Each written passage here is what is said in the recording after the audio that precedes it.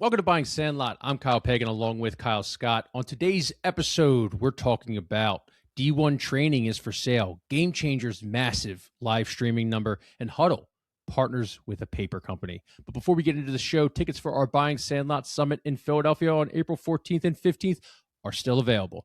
Get those over at buyingsandlot.com or the link in this show's description because we've got an amazing set of speakers you won't want to miss. Check out the newsletter as we'll be announcing more every week as we get closer to the event at Ballers. And before we get into the show, we just want to thank Event Connect for partnering with us and helping power the show. Let's get into it. D1 training, Kyle, they're selling. Former podcast alum, let's call him a podcast alum of Buying Sandlot, former ex-NFL player Will Bartholomew founded the company. According to Sportico, a big chunk of D1's revenue comes from athletes who are 7 to 18 years old and who participate in organized sports through their schools. According to PR Newswire, D1 serves over 100,000 scholastic athletes annually, and visits reached 5 million in the last year. Feels like there's going to be a run on sales in youth sports this year and maybe the next couple of years. Yeah, I wrote it today. All that money that was getting... Well, it's been getting consolidated, right? But all that money that was coming together and was talked about over the last couple of years, some of it had been deployed, but we're now seeing it go out into the market, right? We're seeing Live Barn get acquired. We're seeing 3 Steps for sale. We're seeing D1 is now for sale. Sports Engine, dust out the old Salometer if you got it nearby, right? $40 million to Fast Break, $16.5 million to Auto AI, the newer tech platform. So the money, there it is. I'd go into the green now. I would move it slightly into the green. We're in the green on the Salometer. Okay. Yes. All right, folks, we've made it to the green. Yep. People listening, that's the Salometer, and it's in the green for Sports Engine. So we're seeing things happen.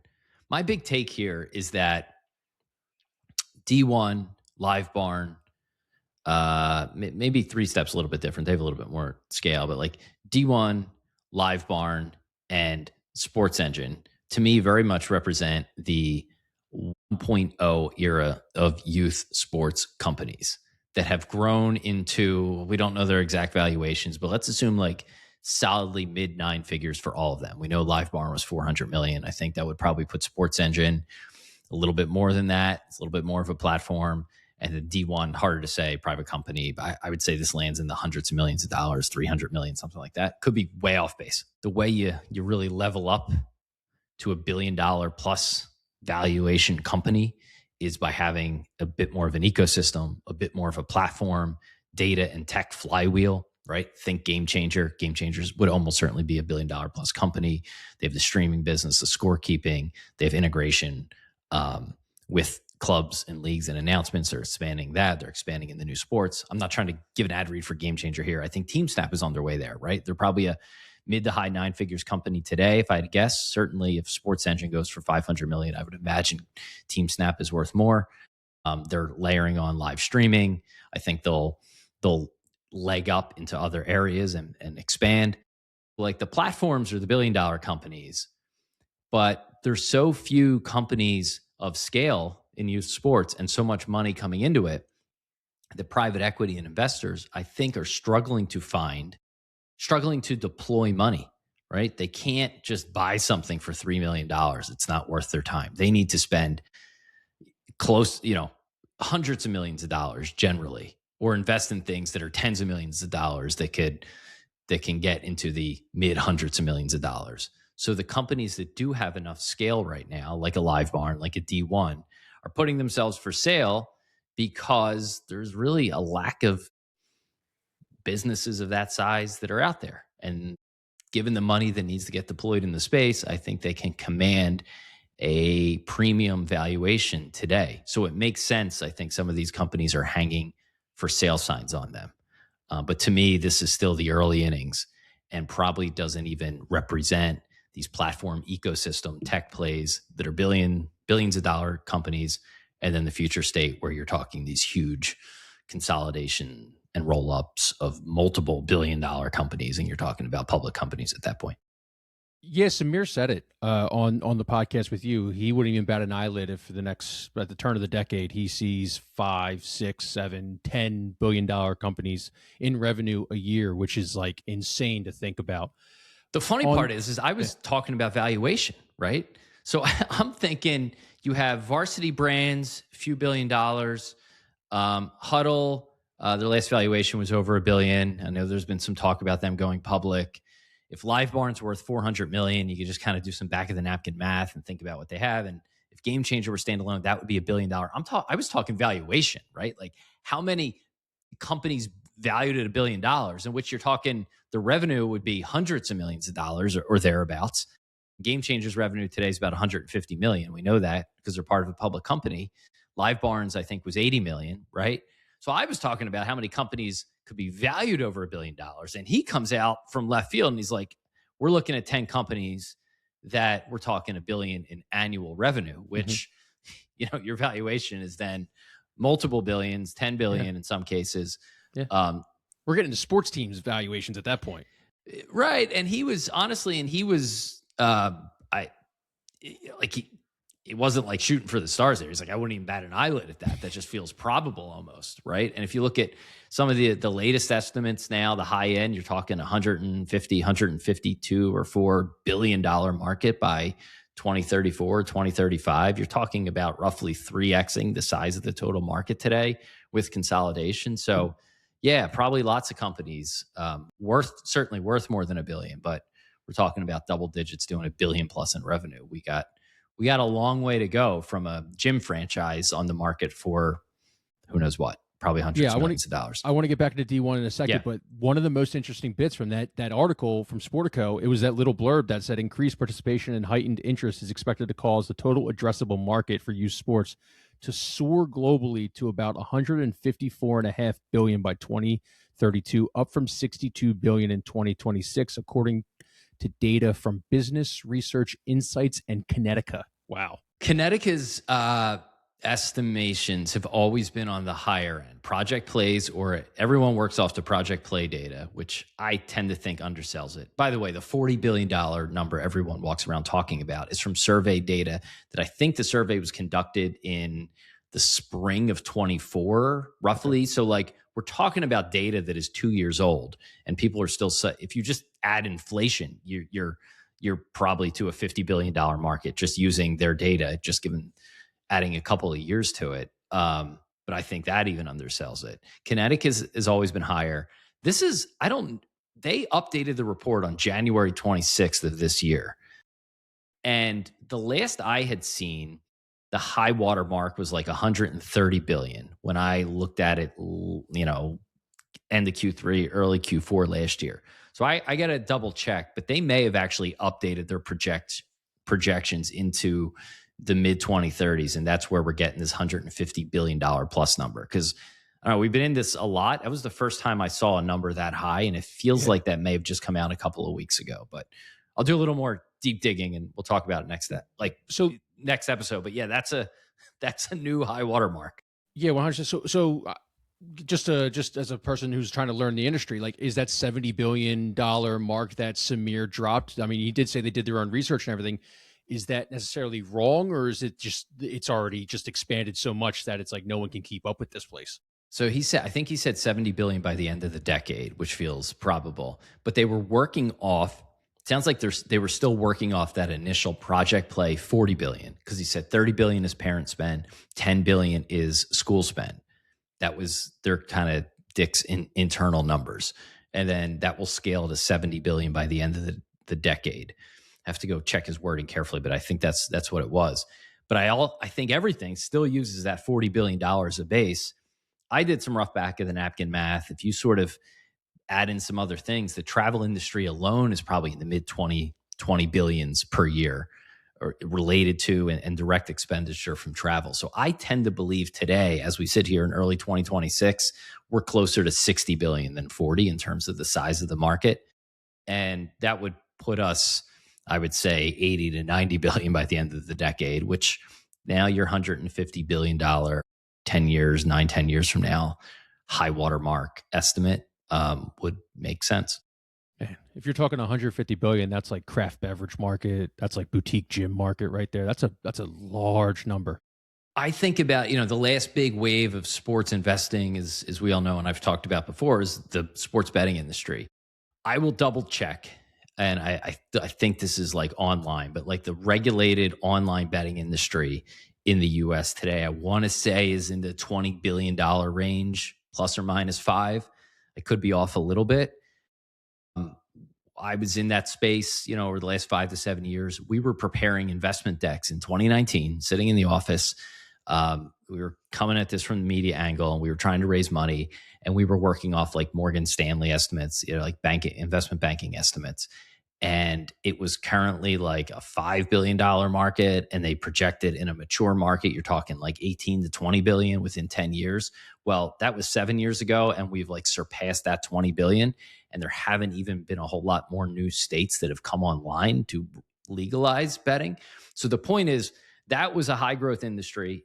The estimates were always under where things ended up. And, youth sports in 10 years from now, well, youth sports today is 3 times bigger than that industry, roughly. And 9, 10 years from now might be, I don't know, 10 times bigger. So you think about how big it really underscores how big this industry is. You watch a sporting event, and the whole thing is powered by DraftKings and FanDuel, and that industry is a third of what youth sports is today. Yeah. That to me just keeps things in perspective, like how huge this is. There's a very popular AI article going around on Twitter right now. I'm sure if you pay attention to the news, you've probably seen it. Live sports aren't going nowhere, folks. If you go read that article, I don't have the guy's name off the top of my head right now, but all you got to do is go on your algorithm on Twitter. It'll be right there. It went viral on X over the last couple of days, and you were one of like 3 people who sent it to me today outside of X. It's crazy. I looked at 23 million views. So, and anecdotally, I saw people saying like their parents were sending it to them. So this thing like got outside the online echo chamber. The New York Times, Washington Post era. Yeah. And I mean, the point, it's long, but the point of it is AI is real, and it's spectacular, and it's going to take more jobs than people think. And the guy compared it to February of 2020, how no one was like really taking COVID seriously yet. And then 3 weeks later, like the world changed. And that's kind of his point here. He's like, we are like very close to the tipping point in AI. It might take a year or two. It's not going to happen in 3 weeks, but like expect jobs to be disrupted in a big way. And I've said this on here. My big thesis is learning will become more efficient. The amount of time needed to be spent in classrooms will be less. We'll have more leisure. I mean, we have more leisure now than we did 20, 50, 100 years ago. And I think that will just progress that much more quickly. And more leisure is going to mean more athletic pursuits that keep us human, right? And I think you're going to see lots more of IMG-like models coming to schools, not just high schools, but all the way down to early childhood education, sports and activities being a bigger part of education now, or in a few years than it is now. And that just, I think, is just another tailwind for the industry. People are going to be participating in athletic endeavors more because you're not going to need to memorize how to multiply fractions, right? Like even now you don't need it, but you need to understand it if you're a data analyst, right? Like but like AI is coming for a lot of those office tasks, and never mind, it will just streamline learning, like full stop. Yeah. I want to go back to D1 real quick, because I think it's such an interesting piece that Sportico is. And I kind of felt like I read between the lines a little bit. And one thing that stood out in the sale article, it seemed like D1 is pretty limited on the technology and data space. They didn't really have it front and center. They didn't talk about it too much. They have, obviously your buzzwords like verifiable data, they track biometrics and everything. It feels like they're selling as a franchise fitness and performance business. So I think if you're like a potential buyer out there and you're looking at this, you're not evaluating this as a technology company. You're evaluating this as a fitness performance company. Obviously, the people who are doing the sale, or no, the people who are invested in them, I think it's called HUDL Partners. They're invested in Barry's Bootcamp as well, which is another fitness performance company. It just didn't feel like they were particularly confident in the data and tech piece, like kind of like an MPI Sports, though smaller. That's tech and sports data first. That's a tech and sports data company. This kind of feels like, and there's no slight, if I'm out there and I'm buying it, I'm buying kind of an LA Fitness in a way, a chain of LA Fitnesses and stuff. So I wonder what that will do to the valuation, or what that will do to a private equity company that you guys are talking about that need to deploy and want to deploy assets. Yeah. No, I think it's a great read. Anyone who's First of all, anyone who's selling themselves in any business today, if you don't at least throw tech data and AI into your Infrastructure too. in the infrastructure, right?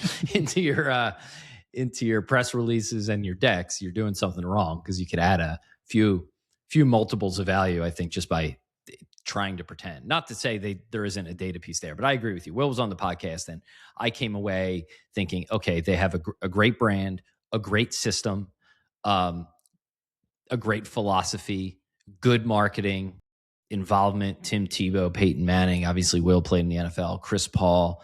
That could be a very good business, by the way. But they have these huge concept locations. And then one of the takeaways I had from that interview was they really figured out a way to get it into a much, much smaller footprint, something more that you could repurpose for a bank later if things didn't go right, like a really small footprint.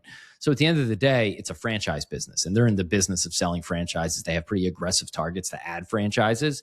So I suspect they were thinking a lot less about like the data and tech infrastructure that they have, and more just about, hey, how could we sell more franchises, which is a great business. So I agree with you. And that's why I kind of put it in this 1.0.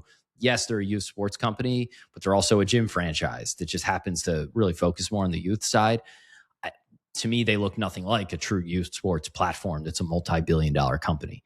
That being said, on the other thing I wrote, before I get to this point, the other thing I wrote was like, these companies now they're in a frothy market. There's not a lot out there for sale. There's a lot of money that needs to get spent. So if you're a D1 or a Live Barn or a Sports Engine, you're maybe not, like Live Barn and Sports Engine are not the best streamer. They're not the leading registration platform. We've talked about this before, but you could really maximize your value today by selling to private equity. But I also think there's a reason maybe why these companies are for sale, is because they've maybe sort of capped out on how far they can go on their own. So private equity investors may wind up buying assets that maybe get disrupted by others, right? If you buy Sports Engine, you now own an asset that has pure play, well-capitalized competitors, Game Changer, Team Snap, Fast Break AI, that are coming for you. So you better buy that and know what to do with it. Same with Live Barn. Entrenched streamer in hockey, but they're already facing competition from Black Bear. They're in a lawsuit with them. Black Bear bought Rinks and decided we're going to kick out Live Barn and do our own thing. And then D1, I mean, the crowded franchise gym space just in general is very crowded. So, I'd be careful when buying these assets to make sure you have a plan how to level them up to become the platform app, right? Now, I do think D1's interesting because they have 200, they're aiming for 200 physical locations. If you're a private equity firm or a strategic buyer and you're able to piece together some tech, some clubs, right? Now you have the physical footprint to do some things. So let's just tease this out. And I don't think this is how it will happen, right? We've talked about MPI, very, very small, right? Friends of the show, but very, very small tech and data play. But let's just say you're a strategic buyer and you buy something like MPI that has verifiable data, and you also own D1, and then you also own clubs, right? Well, imagine if your club participants get access as part of their dues to the D1 training facilities. Imagine if within D1 you have residencies for MPI sports so people can go get their MPI score in a physical footprint, right? So that is how I think an acquirer should be thinking about these things. Not just, maybe you could just buy a good business and leave it at that. But if you really want to maximize the youth sports opportunity, you could piece together a number of things. I would have a plan, is my point. But you could do worse than having D1 and having this physical footprint. Dick's bought Foot Locker, I think in large part for its European footprint. They wanted to unlock the overseas opportunity, and Foot Locker is a struggling brand, but it is still a well-known brand, kind of steeped, especially in basketball culture, with a huge international footprint. And that's really, it seems like in their earnings releases, what Dick's has been leaning into is the reason why they bought them. And they'll start seeing the fruits of that in the coming years. So again, if you're a strategic acquirer buying D1, I would think about it gives you a physical footprint within youth sports. One of my favorite things about this podcast is that we can speculate on things because it's so new. The industry, we don't know where everything's going. One thing, like Shannon Terry, he was on the podcast with Diamond, their D1 training podcasts. He's the guy who created Rivals and is now the CEO of On3. he was talking about how much people should be paying attention to youth sports and investing in it. So I'm on the case. So I don't know what On Three's numbers look like and everything, who they're owned by, or if they even have the capital for it. But like, I would say look out for On Three in this sale. They could build the tech piece out, do regional showcases at 200 different locations. They're already ingrained in these markets with, they know who the big 5-star guys are. They know who the big 4-star guys are in basketball, in football. They can get into other sports, I think, if they want to. It's interesting. They already do rival showcases regionally and everything. So and then they've brand ambassadors like Peyton Manning and Tebow and Chris Paul, who are franchisees of their own. So like, it's kind of again, I don't know if they have the capital, but it's kind of not the worst, roll up structure if it's something that they can do. I think you described that better than I did, right? You just described the media, the tech, the physical footprint, the events, right? You put it all together, it makes for a more compelling story. So yeah, I completely agree. And you're right. The industry is so new. I don't think anybody has right answers. I've talked to, quite literally, I have, separately and jointly talked to the leaders in the space, the most important people, some of the largest investors, and lots of other operators and people working in the space. Nobody has the right answers. Nobody. Everyone has a view, right, on where it will go and how it will go, but nobody knows for sure. So we can get on here and speculate about what might work, because I think there's not a right answer. And if we could help evolve the conversation or noodle on some ideas that work, because we're seeing so much every day, hopefully that's helpful to the audience. Yeah, no. Yeah, definitely. Good luck to Will. Good luck to D1 training during the sale. We'll definitely be following. We'll definitely be looking at it. I can't wait to see what happens and we can break it down. Yeah, I don't know. I would love to hear if you can get the Buying Sandlot podcast bump on an acquisition price. There you go. If some acquirers say, "I saw you on the Buying Sandlot podcast," maybe we'll maybe get a quarter of a point. That's when we know we made it. When we made it is because we're brokering deals just by off the lips. We're just brokering deals. That's when we know we brokered. And we are brokering a few deals from what I'm hearing. Just FYI. I think you've brokered some deals. I've only been here for 2 months now. There are some deals that are being brokered. Put it that way. Maybe we just charge podcast guests a quarter of a point. That's there you go. Come on, we get a quarter of a point in the company. There you go. We should be able to stack some change with that. Hey, how about this quote from Samir Ahuja, president of Game Changer, in your interview with him? Every month or two on Game Changer, more games are covered than have been played people in the entire history of American professional sports. How insane was that? That is I had heard him say that elsewhere, and I wanted to kind of tee him up for it. And in my head, I had heard it as like every year. I didn't think that much of it. And then he's like, no, every month we're doing this. We're streaming more games than the sum total. And James made an excellent point in the newsletter today. There was an estimate last year, and I brought this up to Samir, and he didn't bat it down. So I would assume it's largely directionally accurate. The Game Changer's share of the youth sports streaming market is somewhere around 9 or 10%. The biggest winners here, by the way, are YouTube and Facebook. So everyone's coming for their market share. Game Changer is the biggest sort of dedicated streamer, and it's 9 or 10%. If they are streaming more than the sum total of all the American professional sports games, I don't know what leagues they're including here, but it almost doesn't matter, every single month, and they only have roughly 10% of the market, that underscores how massive the market is. Like it almost breaks your brain. Now, of course, the audience for any given professional game is many orders of magnitude larger than 99.9% of youth sporting events outside of like the Little League World Series, right? You're talking tens of potential viewers versus thousands, hundreds of thousands, and millions. So like, you're not comparing apples to apples here, but it underscores how many opportunities there are to stream. What I would love to know, and this is where I think maybe the industry gets things wrong, and maybe we do sometimes too. We always talk about what youth sporting event, we talked about with James last week, can get enough mass market appeal that it's a broadcastable endeavor, like Texas high school football, like the Little League World Series, like maybe the Ripken World Series. What can you do in basketball to create tournament? All of these things. Flag football. Some of these will get mass market broadcast appeal.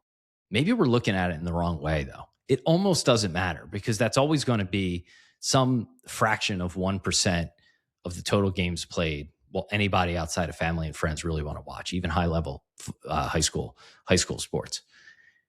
But I think the industry is beginning to move to look at this in the aggregate. Companies like GameChanger, or TeamSnap, or LiveBarn, or Black Bear, whatever it is, when you begin to aggregate all of these games, and someone has a metric, and I would love to find it, on average, at different age levels, how many people watch a game, consume it, how many minutes are consumed by how many people. It might only be 8 people a game consuming 10 minutes for every 8U baseball game. But when you multiply that by tens of thousands a game, what does the viewing audience for a youth sports Saturday afternoon in the spring look like compared to the viewing audience for the MLB on Fox that day? And based on those numbers he gave me, and we should back of the napkin math this at some point, it almost feels like there are more people watching a stream or engaging with a Game Changer score, plus maybe all the other sports, than there are with whatever nationally televised pro game is on that day in most sports. And then you're like, wow, like we haven't tapped into the sponsorship opportunity around that in a big way. Yes, there's some major Fortune 500 companies are advertising in the space and fits and starts.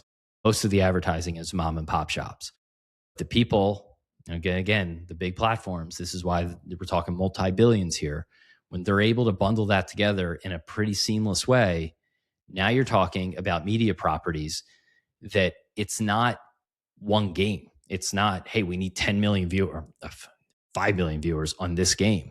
It's we have 5 million viewers across a million games, right? It's the same thing from an audience perspective. In some ways, it's even better because it's more targeted. There's more stickiness with the audience. Everyone watching that game is like really invested. That's how we should be thinking about it. The broadcast sponsorship's always been about how many eyeballs on a single event. This is how many eyeballs on many events all at the same time. That is, I bet you it's bigger than many broadcast sports when you do the math. So you're a salesman at Game Changer. You're selling it as like a media property instead of like, hey, here's a great live streaming opportunity for your organization, I would say, kind of. Yeah, if you're selling to like a big brand like a Dunkin' or like a State Farm or something like that. Yeah, I mean, and I'm sure they're obviously aggregating the numbers. This isn't a surprise to anyone. But I think, and maybe it's just as we talk through it, like these light bulbs go off in our heads. I'm sure someone smarter than us has thought about this. But the framing is so interesting. When you just think about that scale off of that quote that he gave us, the framing, and we talk about, and media executives talk about, how can we find this thing that people will want to watch? Girls flag championships, we'll get 600,000 viewers. Texas high school football, maybe we get 900,000. Little League World Series gets 2 million viewers, whatever it is.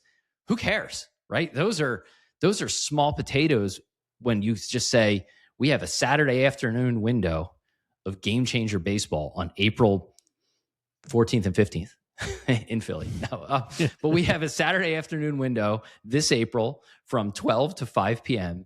of baseball and softball happening on Game Changer. And there are this many viewers. And you almost brand it as that's the event. It's Saturday afternoon baseball in America, much like Sunday night football. But instead of one game, it's 100,000 games happening all at once. And it's more targeted. And it's not just Game Changer we're just talking about because of their quote, but like this is the whole industry is you bundle these eyeballs and now you have a sellable block of media, just highly fragmented and distributed. Highly fragmented, but also very targeted. Because I know that I'm playing the Houston Wildcats 9U team. I'm going to go stream that one. All right, maybe there's a Buc-ee's down there that I want to, sell a sponsorship to. Oh, here comes the Montgomery County Wolverines 12U team in Pennsylvania. All right, we're going to sell Wawa sponsorship for those guys and stuff.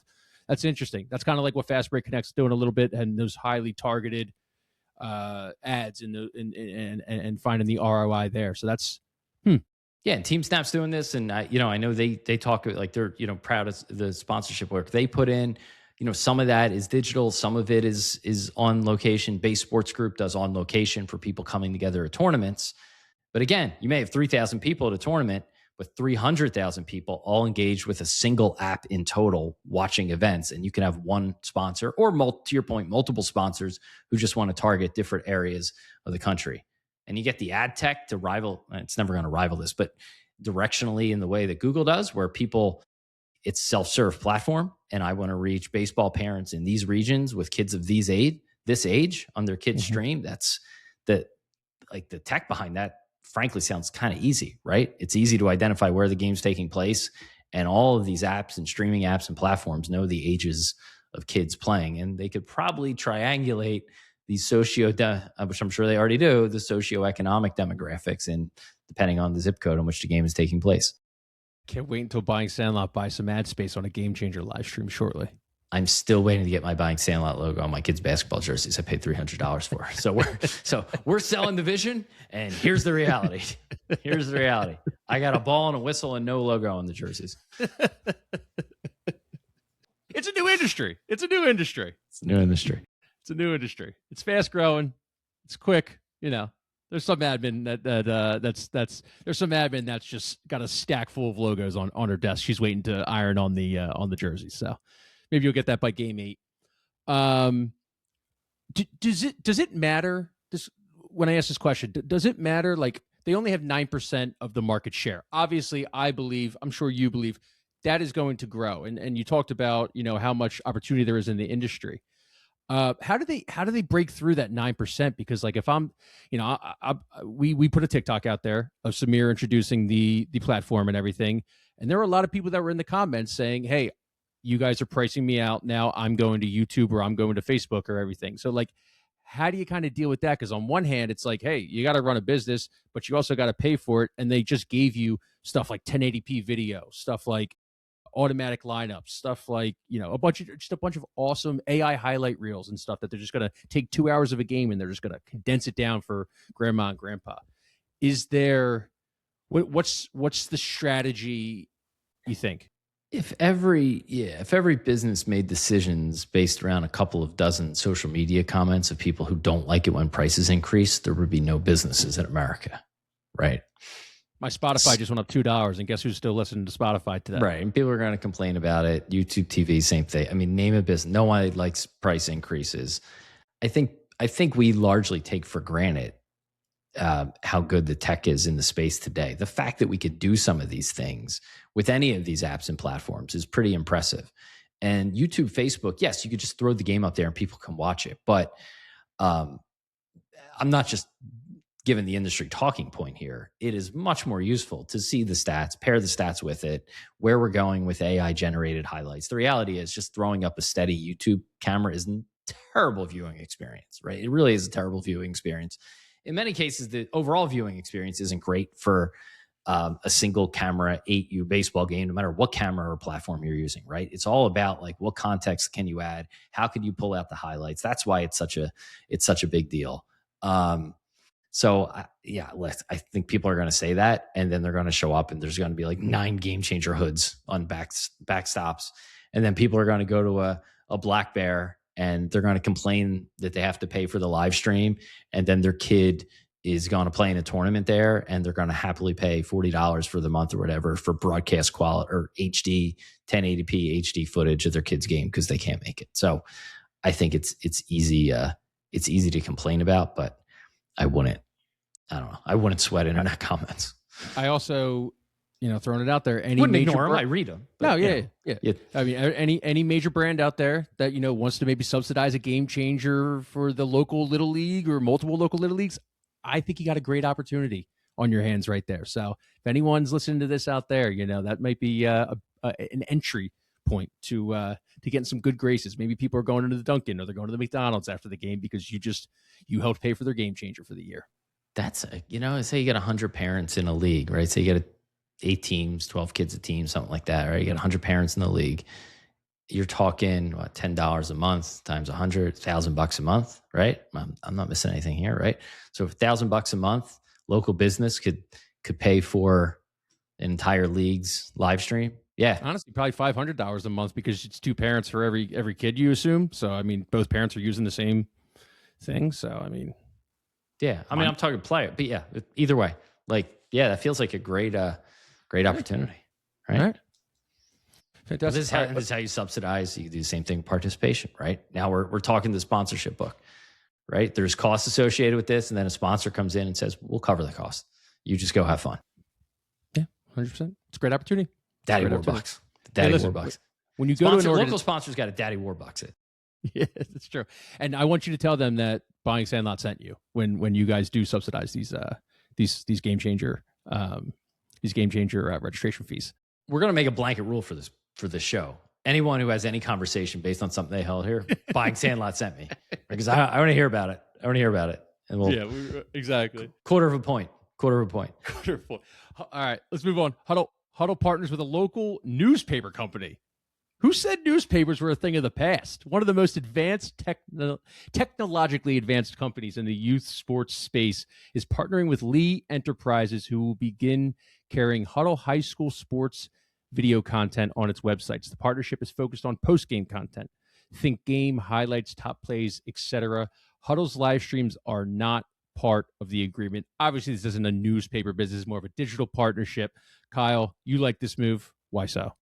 I don't know if I do. I saw somewhere Chuck Todd loves this. So this is before you got here, and maybe our audience was a bit smaller, but Chuck Todd thinks youth sports is going to save newspapers and the local journalism industry. And he's actually speaking at Project Play about this. He's directional, and this ties into the HUDL thing, so bear with me for a second. He's directionally accurate insofar as local sports are very much a glue that could bring people to local media. But he said some dumb thing like local newspapers have the rights to these high school football games. Like, A, they don't. No. B, it's just a complete lack of understanding of the way the market works from a media dinosaur, assuming everything has to go through the mainstream media or newspaper paradigm, especially in a local market. You do not need the local. No one who's listening to this thinks you need the local newspaper or whatever local website Lee Enterprises owns to go watch the local sporting event. You know HUDL exists. You know Game Changer exists. You know Live Barn exists, right? If you're in it, you know you can get this stuff. You don't need the local newspaper. No one wants to read about it. They want to watch the 30-second highlights. So that being said, there are still plenty of eyeballs on those things. So if I am Lee Enterprises, and we've worked with them in the past, actually, I'll explain that in a sec. It makes sense if you're HUDL to be like, hey, this is just more ways for us to distribute our content, our game recaps, our highlights. It gives us a local website that has a lot of traffic, does well in Google when you search for things. It will, if you have two high schools and their highlights are on a Lee website and you search for blah, blah, blah versus blah, blah, blah highlight, that Lee site's going to rank top, and then boom, the HUDL video is embedded. So we could talk to Adam Gutierrez, the SVP of media at HUDL, who will be at the event. I imagine he had something to do with this deal, a lot to do with this deal. And I assume it just gives more eyeballs that HUDL can sell against, more distribution. So it makes sense for HUDL. I did a little local media stuff before starting this. You really can, if you are doing actual local reporting, you could get a good audience. It's just, they're really tough to monetize without scale. But back in the media, sports, and betting days, we actually worked with Lee, and we were creating sports betting content for much similar to HUDL's doing here that was being distributed through Lee Enterprises' local sites. The play there was it all had to do with search. We were working with DraftKings and FanDuel. If people went and searched for DraftKings promo codes or betting odds for such and such game, Lee had lots and lots of websites that did very well in Google. So by putting content on Lee's websites, you have the opportunity to get a lot more eyeballs on it because they do well in Google. I suspect that's part of what's happening here. So it makes sense. There's nothing wrong with it. It's just like, it's an SEO play. It's an SEO play. And, you get some grandmoms who still consume, such and such Gazette.com. Shout out to the grandmas. We are very pro grandma here at Buying Sandlot. We'll finish up with this one. Apollo Global Management is expected to drop bags into the sports industry in a $6 billion sports investment blitz. The sports unit, Apollo Sports Capital, will invest mainly in credit and hybrid opportunities in franchises, leagues, venue, media, and events, according to Sportico. No direct mention of youth sports, but we did get this quote from Apollo CEO Mark Rowan that I thought was pretty interesting. Quote goes, Apollo will more likely opt to organically build the platforms that require specialized knowledge and deserve a specialized pool of capital. He pointed to the Apollo Sports Capital unit, where the ability to put a team on the ground in an industry that is very valuable, growing very fast, that produces uneven cash flows, but is not a great industry to bank or for public markets. Mark Rowan, do I have a highly fragmented industry that is very valuable, growing fast, and has multiple uneven cash flows for you, my man. You sports. Yeah, it's funny. Youth sports, I suspect this leans more into pro and real estate. They did just buy a stake in Atletico Madrid in November. So, yeah. Yeah, I mean, there's obviously private equity moving into pro ownership. So I suspect this leans more into that. But we may be at the point where you don't need to specifically call out, or we will at least end up at the point where you don't need to specifically call out youth sports as part of your strategy. If you just say sports, I think we'll get to the spot relatively soon where youth is just part of the sports stack. And I would expand upon that. I wrote today, and kind of almost back to the D1 thing. Like, we're in the early innings now. We're seeing the private equity mid-9-figure acquisitions largely. The middle innings will be these multi-billion-dollar consolidations of the ecosystem and platform plays. And then the late stage of this will be the mature markets where you're talking about public, companies on the public stock exchanges, acquiring and changing assets and things like that. That will be the late stage. Somewhere, I would imagine, in the middle and late stages is somebody being truly vertically integrated in sports, where you own the pro team, you own the local real estate. There's a youth component to that. You're hosting tournaments. You have youth tech. Like, all of this stuff eventually just fits together. It's going to be messy for a long time, but I think any massive investment in sports winds up at some point being involved in youth, high school, and scholastic, because it's just one giant pipeline at this point. You know who might be very well positioned for that is the MLS. Totally.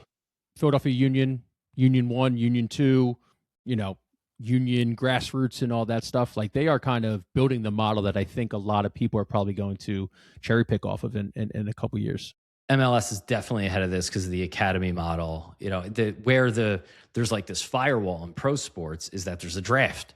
So no matter what you do in your local community, all those players get filtered through usually college and then a draft. So no matter how much you invest in somebody, there is no guarantee you're going to ever get that player. So that's, I think, prevented that. And there may be a draft for a long time. I'm not saying there's not going to be a draft, but I do think from an ownership standpoint, these assets begin to look very similar. Ask yourself this, and I agree with you on MLS. Like, it's a little bit more straightforward in soccer. And it's also the reason why, if we were to expand Buying Sandlot in terms of content, I think we would go sports specific, right? We would have a dedicated newsletter for the soccer industry, because honestly, Youth the Pro has lots more in common than it doesn't. Same with the baseball industry, right? Like, the people who are interested in pro baseball business are also increasingly going to be interested in college, travel, all the way down to youth baseball, both in terms of development and media and things like that. So I agree with you. I think these giant sports silos are where to go. But I would phrase it this way. Would you rather own a network of regional sports networks that are struggling, but that have rights to 10 MLB teams? Or would you rather own GameChanger?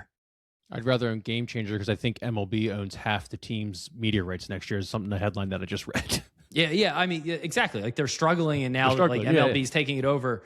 But I would apply that to any sport. So again, sports has always been a media play, and it still is, obviously.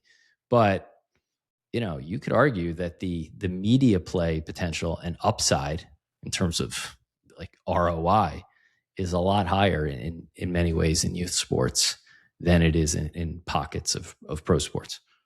Pro sports are so expensive with these kind of legacy media assets that have their own problems. Cool. Did you have anything else before we get going? Anything you want to plug? Anything you want to talk about? Anything else in the newsletter? We'll have Samir Huja's takeaways. We'll go to a deeper dive tomorrow, I believe, correct? Yeah, we're going to be doing depending on when you're listening to this, it'll be Thursday, February 12th in the newsletter. We'll do the takeaways from the interview. So I would encourage you to just listen to the interview and not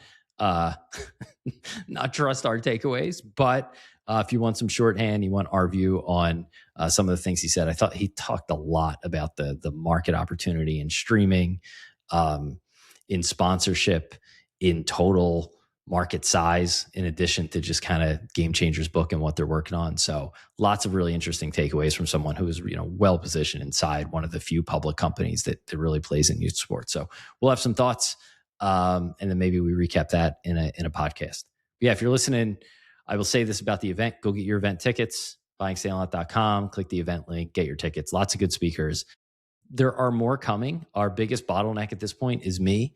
Over the last 5 days in particular, the amount of incoming, if you're listening to this, I probably owe you an email response. And I haven't even gotten to the LinkedIn messages yet. And I'm just looking at the sidebar. I'm like, wow, that's someone I really want to talk to. And I just okay, I gotta get there. So the responses are coming. I'm confident we're going to add some really good speakers. And the panels are coming together nicely, and it's going to be an awesome event. And it's going to be fun. Yeah, we're going to actually have some fun. Yeah, it's going to be a lot of fun. It's going to be a lot of fun. Pickleball, padel, as well as all the programming and stuff. Simulators, a great little space for entertainment and everything. I love ballers. I'm in love with ballers. I might join actually in the next couple of weeks. Funny enough, it's right down the street from me. It's stupid. We're going to play padel. We're going to put on Padel show. I have to. I'm getting duper rated on this weekend. I got to do that. Okay. Oh, it's interesting. I'm doing it at Ballers. Are they having an event?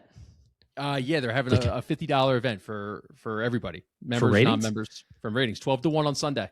Oh, yeah. So I'll know how I stack up against you in about roughly a week or so. Maybe I'll come. All right, that would be something. That would be something. Hey, by the way, I don't know if you saw this. I rated your vest with Samir. I rated 8.3. My vest is that's my 2022 Peter Millar. It's my only good vest. I got one of these ones. I'm going to bust out the 24 Millar that doesn't have a zipper. It has buttons. It's a little aristocratic for me, but in the right circumstance, it could work. Buttons. You can't do it with a backwards hat. You could. I mean, there's no rules. There's no rules in fashion, right? It's true. But yeah, 8.3 out of 10. I know you broke out the big dog vest, and I think the people really appreciate that. Sadly, it's the only dog vest. Need to up the vest game. Yeah, come to the event so we can up our vest game. All right. We'll talk to you then. Bye.